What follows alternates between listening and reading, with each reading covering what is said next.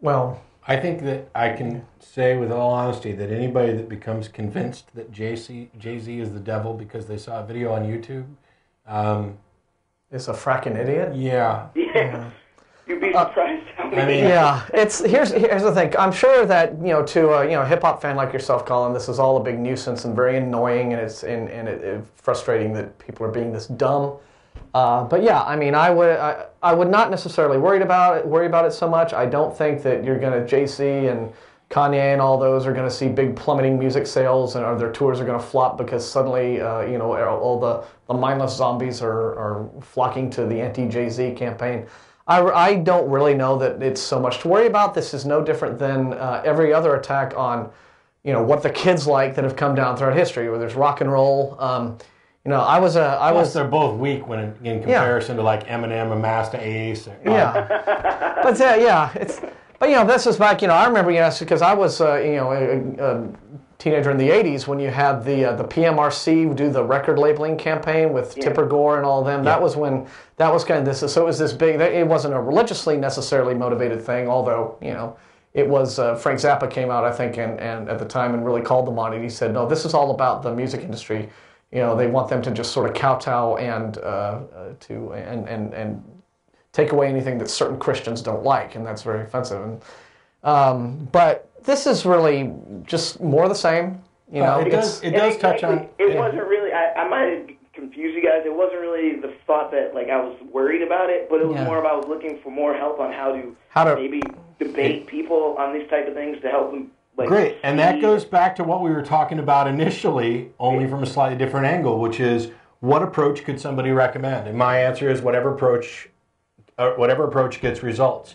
If laughing at someone because they bought into something that was on a YouTube video, if that's what works, that's fine. I don't necessarily advocate that as a first approach anywhere, but if you're talking about people who, when you present them with evidence that contradicts what they happen to believe, they just ignore the evidence. Now you're dealing with people who aren't interested in reason at all. And so that means that you're either going to have to try to take an emotional tract or a ridicule tract or anything like that, or ignore it, because it really doesn't matter that much. Yeah, and if they're not willing to hear you, then they're not interested in the debate or the discussion. They just want to preach and have you accept it. And so I agree. I would say whatever response you give should be some variant of what Matt said before. If you're really stupid enough to believe that Jay-Z is Satan based on something you saw on YouTube, then you're really too stupid to live. So, just leave it at that. And see, there's even a difference in tact between Martin and myself. Yeah. I like that. You guys are really cool, man. I'll have to stop down there, just like the other caller said, just because of that. That was pretty funny. Thanks, Colin. Hey, have a good time fighting with these idiots, Colin. Take care. We got. I don't know if this thing's actually been updated. Zachary has been waiting for some time. In Maryland. Yep. You there? Hi, Zachary. Can you hear us? Hey, I can hear you just fine. Good. We're not echoing or reverbing or doing anything weird? No, actually, you're coming in quite clear, but the stream is actually down. I've been listening to the last 20 minutes of the show on the telephone. Oh, dear. Okay. Well, that's a Ustream thing. Sorry, Ustreamers. It's all good. Oh, well. Anyway.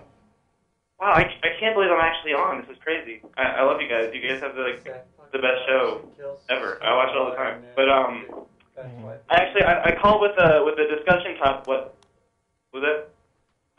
I actually called with the discussion topic that I thought would be kind of interesting to go over. I was recently at my girlfriend's house. I've known my girlfriend for 5 years. I met her. You're not going to get freaky and make me hang up on you, are you? No. Okay.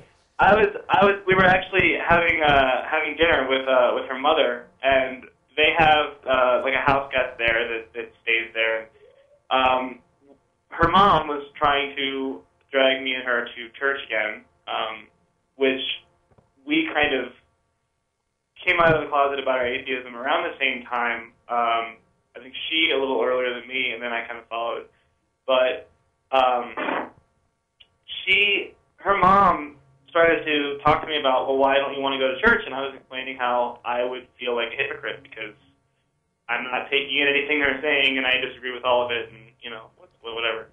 But I started to engage her in discussion. And we sat down and I had an intelligent conversation with her mother. And then the other woman that was there, her mother asked for some backup, and this woman says, I don't think that at your age you can decide what you believe and what you don't believe. And how old are you?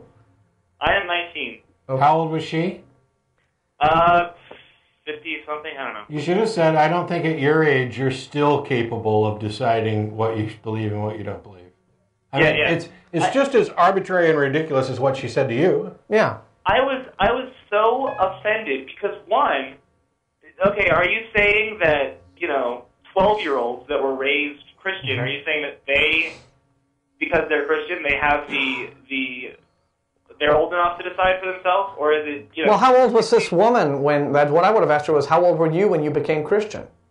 Yeah, probably. If it was 19 or younger, I would say, well, how do you know that you were old enough to have made that decision? And this is the sort of thing that you run into with Christians a whole lot, which is fundamentalists specifically. I shouldn't say Christians because you can have, like you said, intelligent conversations with many of them.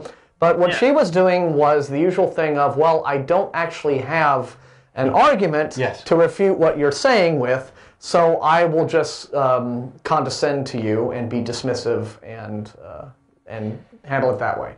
The thing is that she could be, in what she meant, she could be correct for some people. I mean, for example, I'm 40. I can look back on decisions that I made. Don't look a day over 41. Thank you. I can look back on decisions I made when I was a teenager or when I was in my early 20s, and some of them were good decisions, and some of them were bad decisions, and some of the things that I believed and accepted, I accepted for bad reasons, and some of them I accepted for good reasons. People make mistakes. There wasn't anything intrinsic to my age that made my decisions better or worse. What has improved my decision-making abilities is knowledge and understanding. And just because, I've met people who, 19-year-olds, who I can have conversations with about all of these issues, who have a greater understanding, are better informed, have a better perspective and understanding of logical thought, critical thinking, can more quickly identify fallacies, and have a greater desire to filter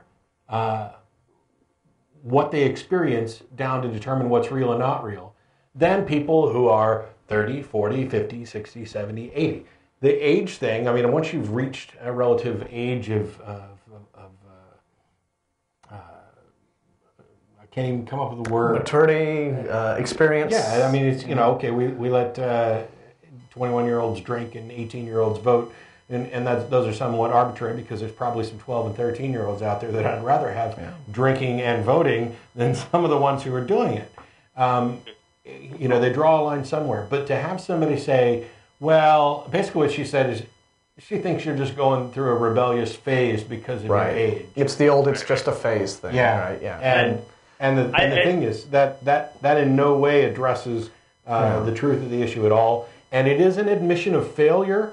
And it's your obligation, in my opinion, to note that and say it. You have just admitted that you have no coherent defense for your position. And the best thing you could do was dismiss me and what I've said outright. That's an admission of failure. Oh, well, I would love to do that, but I've always been on her mother's good side, and her mother is a Christian, and I wasn't about to go all out, but I wanted to. I'm with you. Yeah. Well, you could have completely disarmed her. Because clearly she wanted to ruffle you and she wanted to offend you, and so that worked, and so she said that, and she saw you get a little red, and she went hee, point for me. When what you probably could have done, and just save this for future reference, is completely disarmed her by. I looked up at her and I flat out said, "That's a hollow statement.